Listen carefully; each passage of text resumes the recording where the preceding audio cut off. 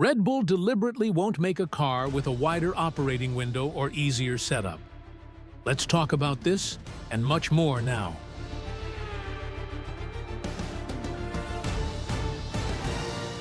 Hello, Pit Lane Report friends. Welcome to another video. I'm Giovanni Mancini, and in this first video of the day, we're diving into the latest news. Later, we might have a curiosity video, but for now, let's get started. Starting with Alpine, Oliver Oakes, the team principal, although we've joked before that Briatore is the real boss, defended Renault's support after criticism from Otmar Szafnauer, the team's former principal. Szafnauer had claimed that there was too much interference from Renault, which was often unnecessary. Oakes acknowledged that some of the criticism was valid, but emphasized that the team is privileged to have Renault's support, which is essential for the team's operations. However, starting next year, they won't be using Renault engines anymore. It's worth noting that Renault is partially state-owned, which explains why advancing this project has always been challenging. They don't want to spend absurd amounts of money like Ferrari or Mercedes, but still expect similar results. That's a tough balance to achieve. Oakes also spoke about the need to build trust and collaboration within the team, highlighting the complexity of Formula One and the importance of focusing on their own performance without being swayed by external interference or expectations. He even addressed the infamous 100-race plan that was introduced 2 or 3 seasons ago, saying that it no longer exists and that they won't make unrealistic promises anymore. It seems like Alpine is starting to face reality. However, Flavio Briatore has also said that by 2027 they'll be fighting for podiums. So, you can see how the expectations have shifted. Szafnauer left Aston Martin because of too much interference in his work, and then he left Alpine for the same reason. When he didn't face this interference at Force India, the team performed well and consistently improved. So, it's a results game.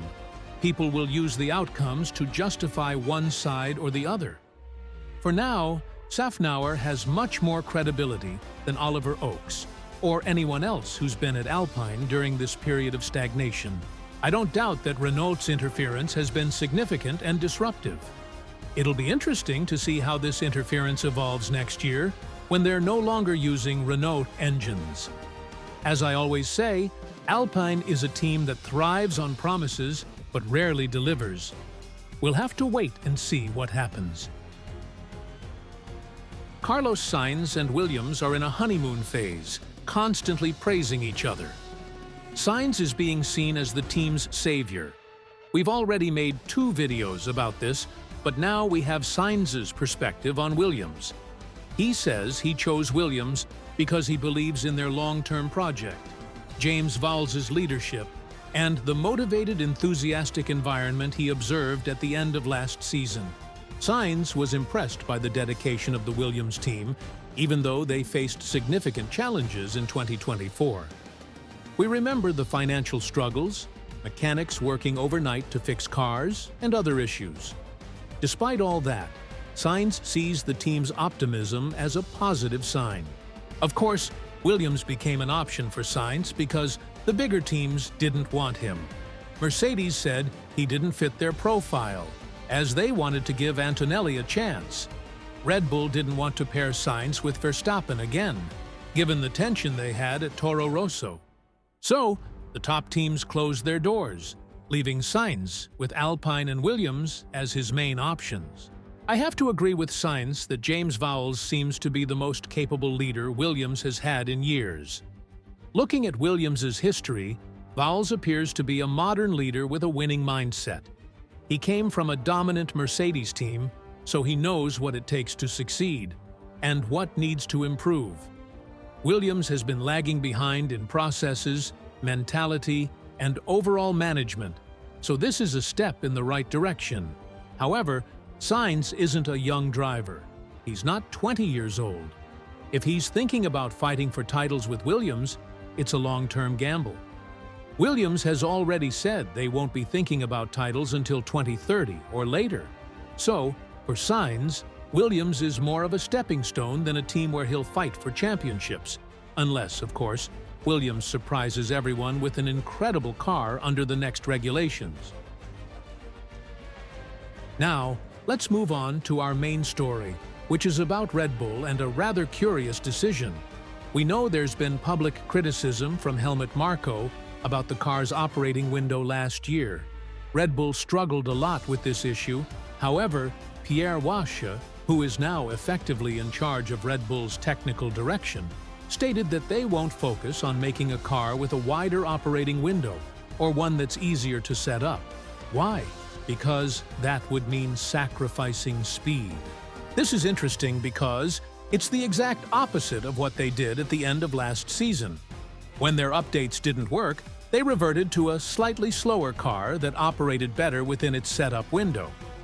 Adrian Newey himself admitted he was against those updates, confirming the rumors from last year. So, what Wache is saying is that they're willing to take the same risk they did at the start of 2024, which is when Red Bull's car started to falter. It's a bold statement, especially knowing how much they struggled last season, particularly in the midfield. Wache also mentioned that Red Bull needs to learn from McLaren, who managed to develop their car without making drastic changes to its concept. This has been a strong point for McLaren over the past 2 years. Red Bull, according to Wache, will learn from their mistakes and lack of experience. If you watched Adrian Newey's interview, you know he said the same thing, that Red Bull went down a path they couldn't recover from due to inexperience. Wache is essentially confirming Newey's comments while also stating that they're willing to take risks again. Risk is always a 50-50 game. Either Red Bull will nail it with this car, or they'll fall far behind. It's unlikely this car will be a middle ground. It'll either be a huge success or a major failure. Now, we'll have to wait and see on the track which outcome it'll be. Let me know your thoughts in the comments. Don't forget to subscribe and hit the notification bell so you don't miss anything here on Pit Lane Report. A big hug, thanks, and see you next time.